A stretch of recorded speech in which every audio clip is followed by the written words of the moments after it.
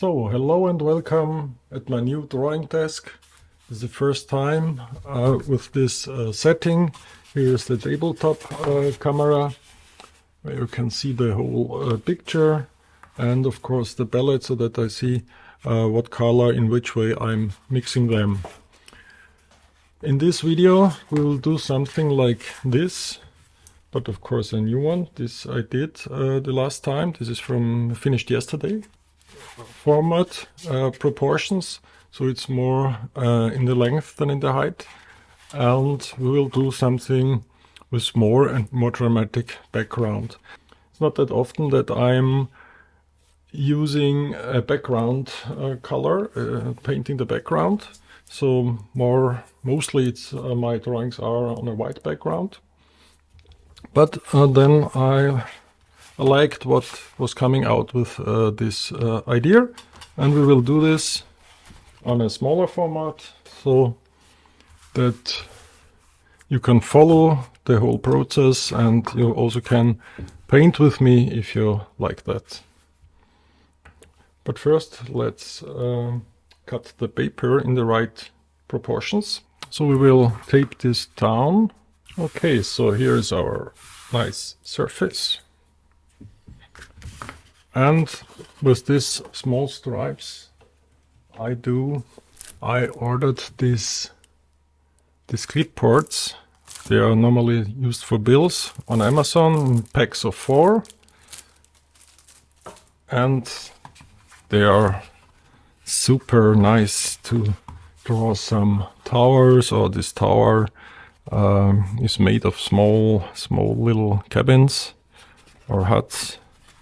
Yeah, I like this when you're sitting on the couch or outside, and therefore it's okay. I should also cut this down later.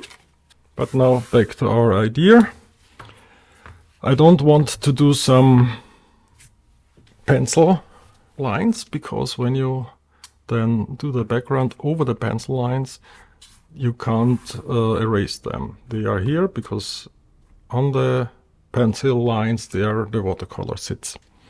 So I have to imagine that I will have an horizon line here, and then here I leave this very light, so not that dark, that we can do our houses here in a smaller size, and one big house in the foreground, and then in the background, so on the horizon, there is then the skyline. The watercolors I use, so mainly these are the browns, so it's raw umber, sienna, burnt sienna, an orange, and a shiny, colorful red, and some yellow. Yeah, and then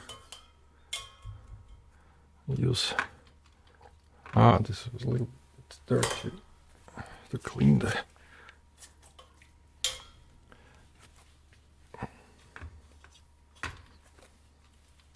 Okay, so we start with some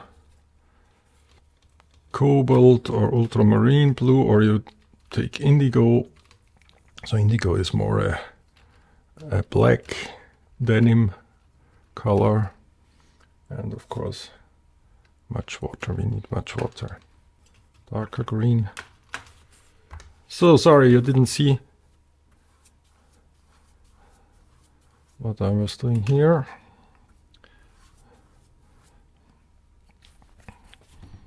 And the most important thing, don't work over these. When it's dry you can draw again, but not when it's not that dry and not that wet. That's very dangerous.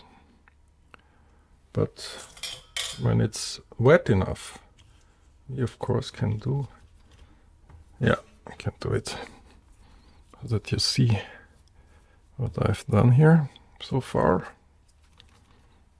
Oh, here is our dark corner, and some browns here and here.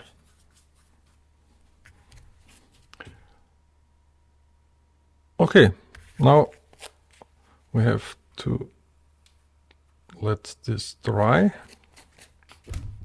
And then we start with an ink drawing of these areas here with the buildings, and then again with watercolor.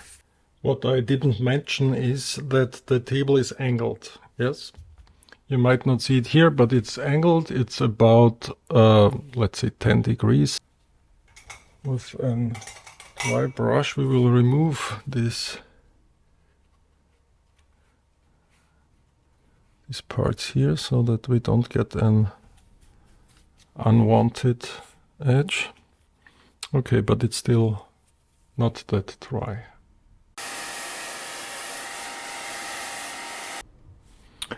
So now this is dry, and I do it half and half. So the half time I let it nearly completely dry, and the rest I do with with an hair dryer, just to be sure that I can draw with ink and fountain pen and these steel nibs, and they don't bleed out, because therefore they have to be really dry as well as from the back side. So in this case, for the drawing part, I remove the tape. Therefore you can also use a dryer when you have cheaper paper. When you use Arce or a high quality paper, this tape shouldn't destroy the paper. You see, you can remove it without destroying the surface.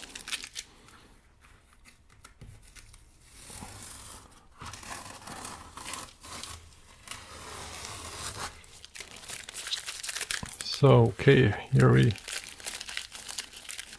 have this. And of course I had the idea of a composition, but then the watercolor is telling you which composition the watercolor wants to have here. And so we have here I see here some roofs as well here a bigger house, a bigger roof, then here a tower, and as well some roofs here, and then in the background some darker towers. So this is the idea after painting the background. So and now we start with the drawing part. For my nice leather case. All my fountain pens, they are often lightweight, because when you draw for a longer amount of time, they can get really heavy. It is from steel, so I use this one. This is a Pelican, and this is a really nearly 100-year-old vintage pen with a golden and very flexible nib. You see, oh, you see it here. So it's flexible like the steel pens, and that's very nice to draw with it. And it's from Paris. So, okay, let's start. Beginning is always a little bit.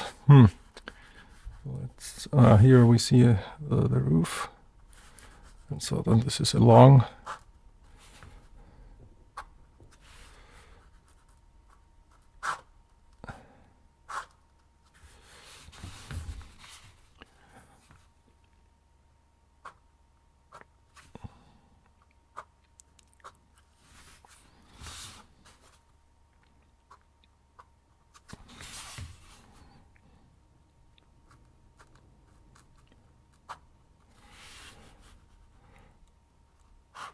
The shadow underneath the roof.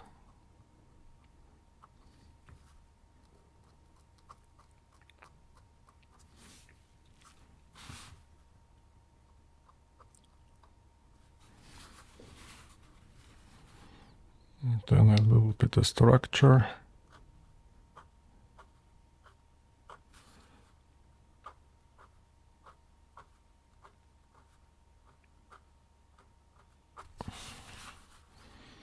And another building, let's say here, are these brush pens. These are by Pentel, and Kuretake also have nice brush pens. And I filled one with more a gray or dark gray, and one with real black.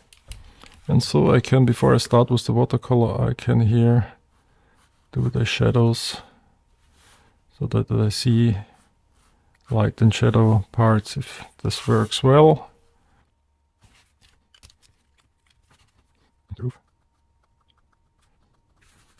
And then we have another house, but this is much more in the foreground. Let's see if this works.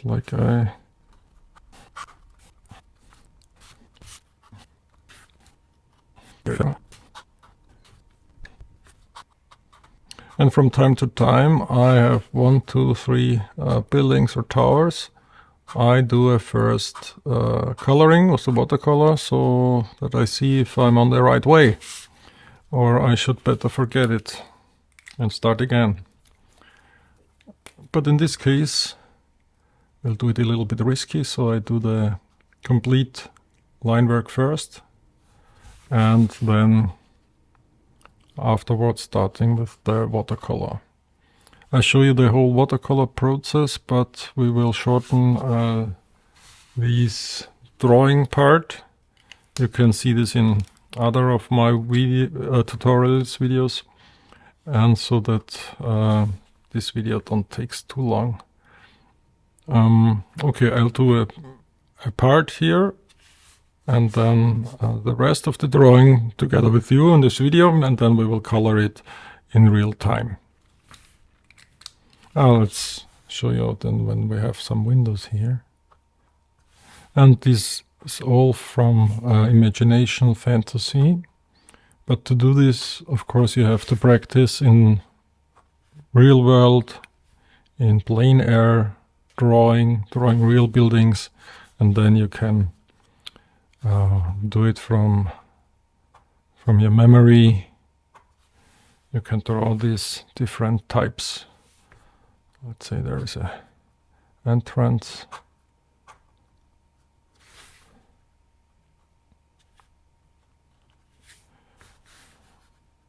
And maybe there is a sign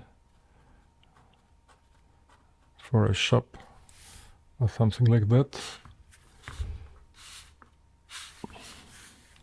And then I use the black one because I love this dark window glasses, so that you don't know what's happening behind them, what's really happening in these buildings.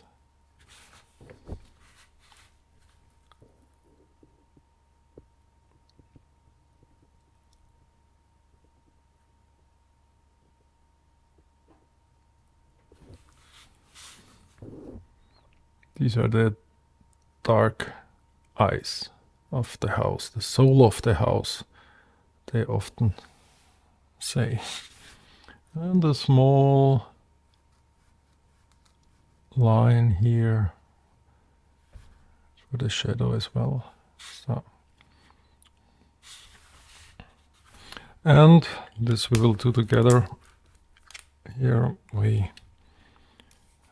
want to have some plants, so a tree in the background at the horizon.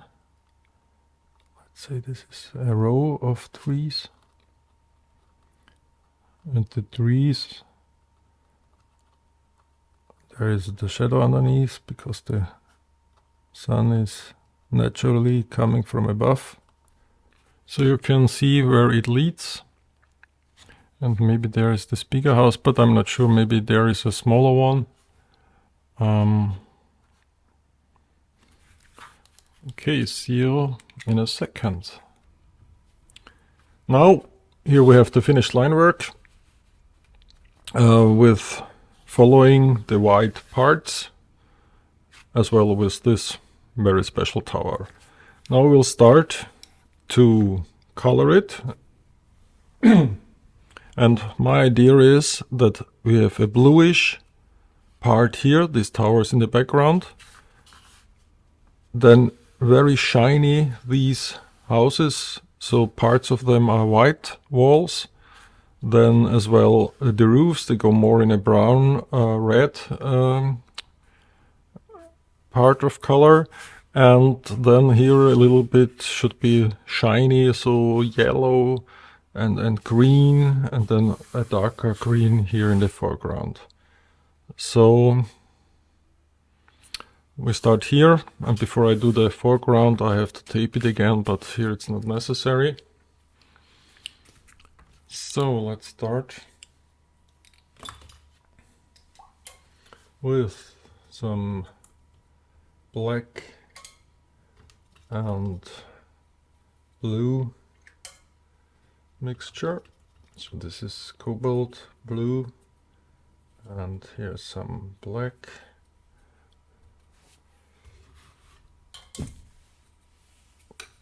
Let's start it very wet for the first wash.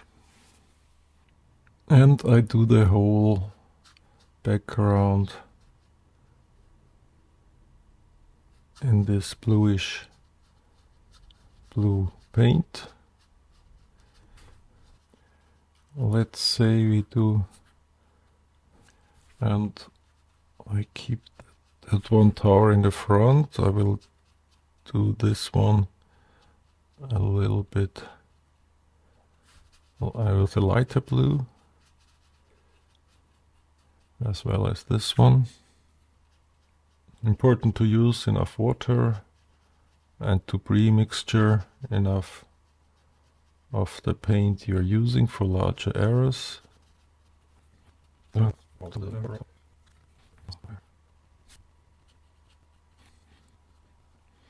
Here we have one billboard. I will do this very colorful. Some bushes you can see here. And then here the signs. Okay. And for this part we go back to some more blue.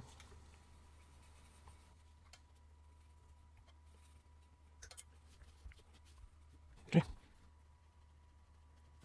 And coloring this or other works, the color, the painting takes not that long time as the ink drawing, of course.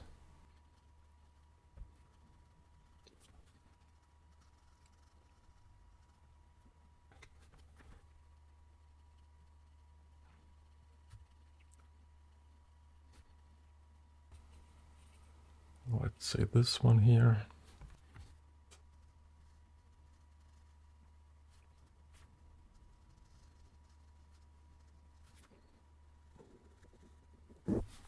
And then I will say this is a very,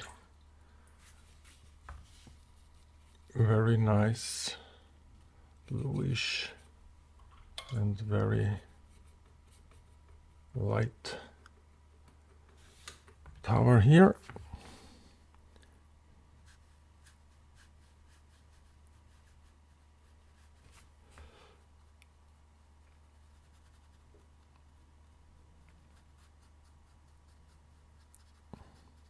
And then in the next part we will do some detailed shadows and darker parts. Okay,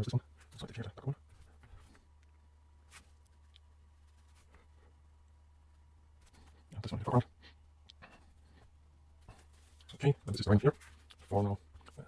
Shadow parts. I don't want the shadows too bluish, so I darken it with a brown tone.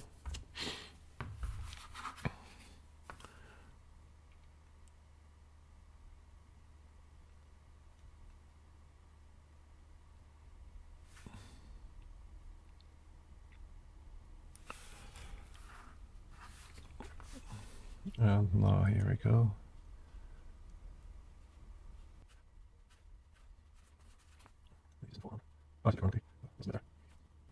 Normally you can think of that the objects in the foreground are more detailed and, let's say, darker, with darker shadow parts than when they are far away, and so there is the air in between. But anyway, let's do this here that way. So like you see here, this is a more in the distance, and this one I'm painting is more in the foreground. Okay, now this all becomes more differentiation, more living, and now we mix more of this Van Dyke brown and umber and raw sienna.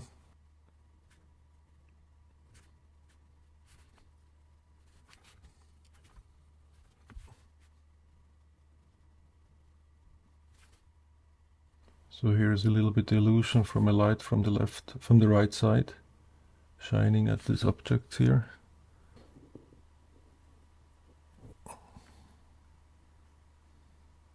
And before we come to the next part, I think we will do this roof, these roofs, the color of the roofs, vielleicht more in a little bit yellow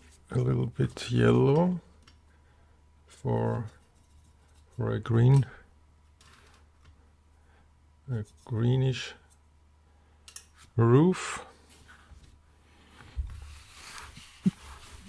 Just turn it so that I don't smudge the wet parts.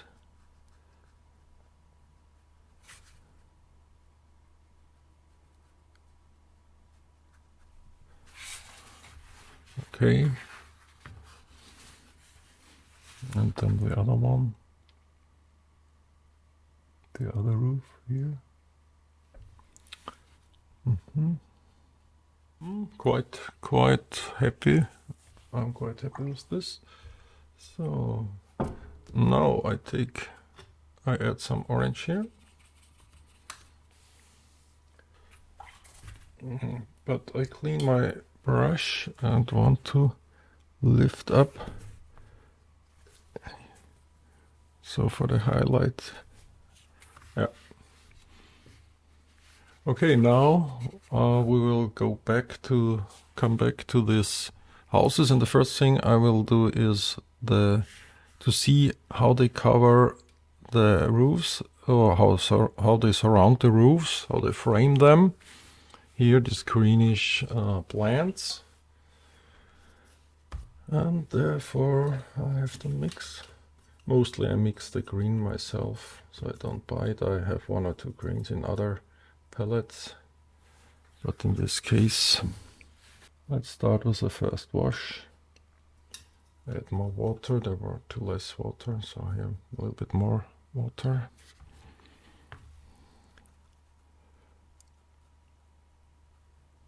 So here we go. And of course we also have to add some shadows then when the first wash is dry.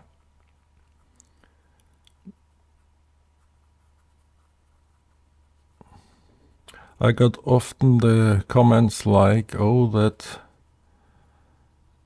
patience to do all these details with my larger drawings, of course, and don't get tired to mention that it's nothing to do with patience, it's a passion, because when I'm ready with one, even it's a large format and many details, I'm sitting there and what can I add more? How much can I add to this one? Because I'm a little bit, let's say, not that happy that it's finished and I have to start a new one. I like to start new pictures, but when I'm sitting there and I can draw on and on and on, that's the nice gift I got, and it's a gift, believe me.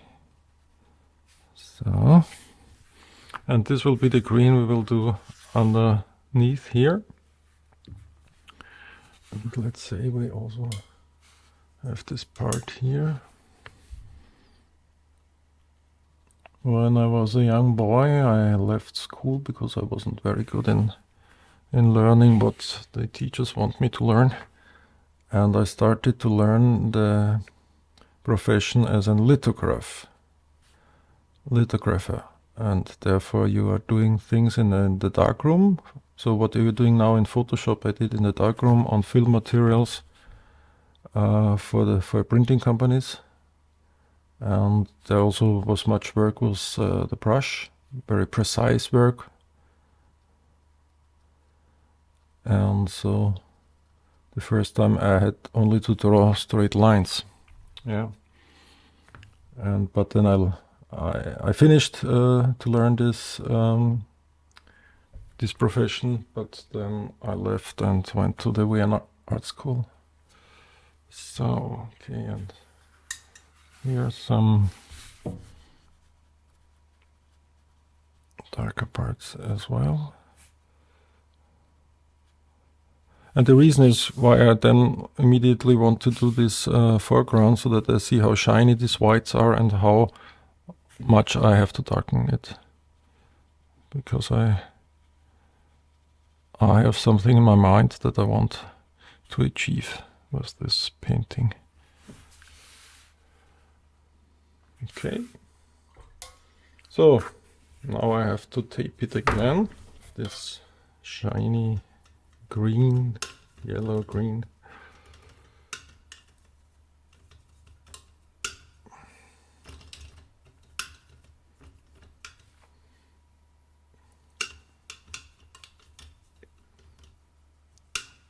Okay, now let's see. I have to be sure that it's wet enough. Now let's start.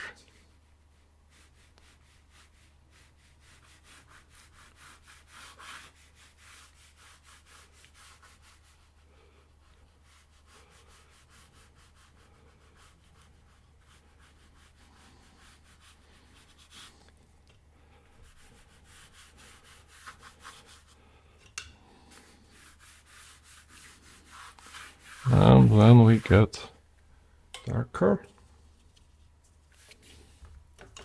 I have to be quick for this part.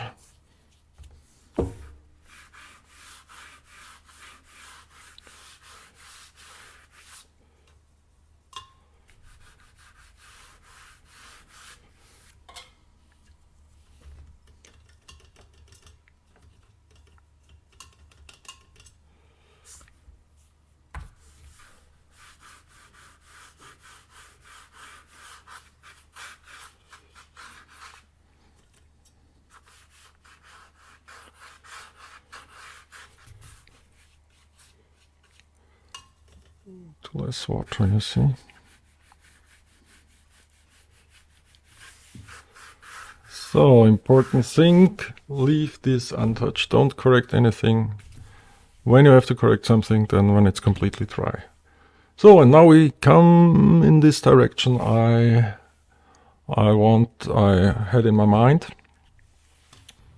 So this is a little bit dry now, and as we all know, the watercolor gets lighter when it's drying. Then when it's wet, it looks darker. So we have to do another dark layer for this. Oops. Maybe it was some brown. And blue and black. More black. Okay.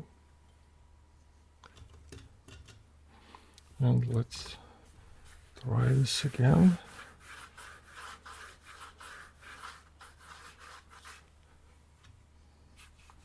You see, I got too less water, and now this is very dangerous to do over this, but I'll do some nice, so okay, some structures here and there.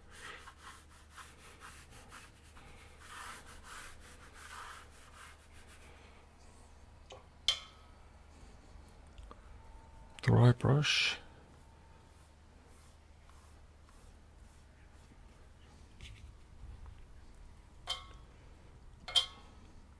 And I will do another layer.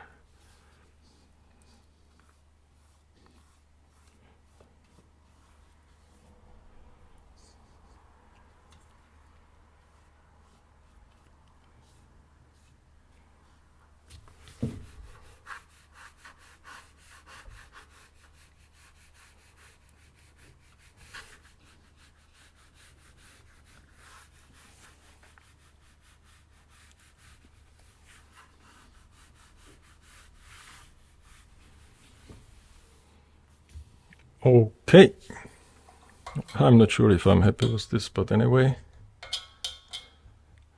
And so now the next part are the roofs. I will zoom in a little bit for the roofs, and therefore I'm not sure how red will do this. Let's do some orange, cadmium red. Yeah, I think that should work fine.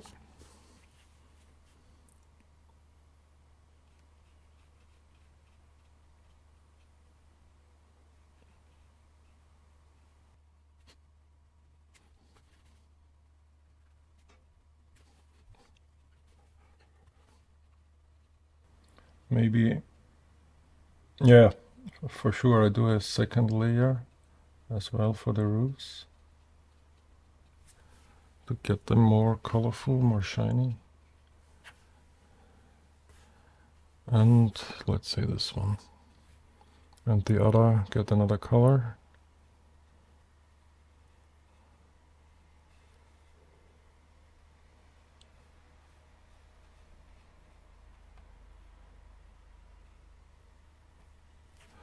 And then a small, more shiny one.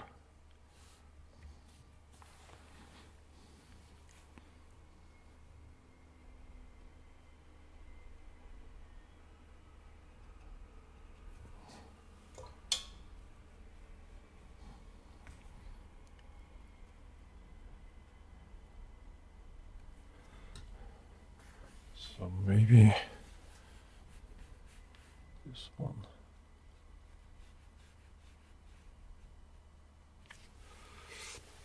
And then we can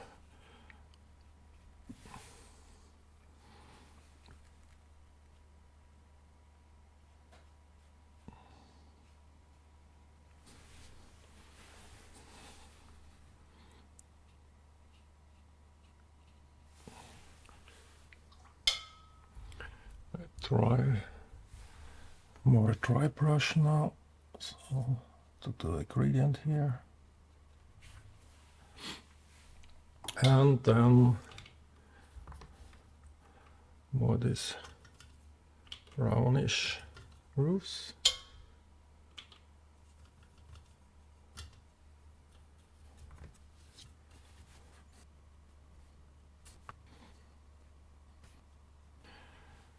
So, and more darker roofs here in the background.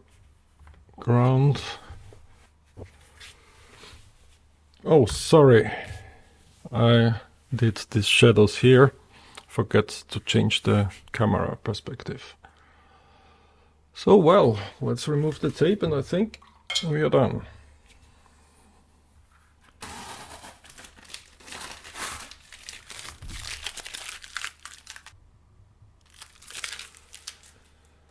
So, well, this was the first time that I play with background, foreground and incoming light.